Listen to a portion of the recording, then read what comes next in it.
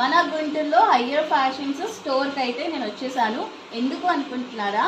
వీళ్ళ దగ్గర ఫుట్వేర్ అయితే చాలా బాగుండిద్దండి. అందులో వీళ్ళు షూస్ మనకు 50% క్లియర్ సేల్కి అయితే పెట్టారనమాట.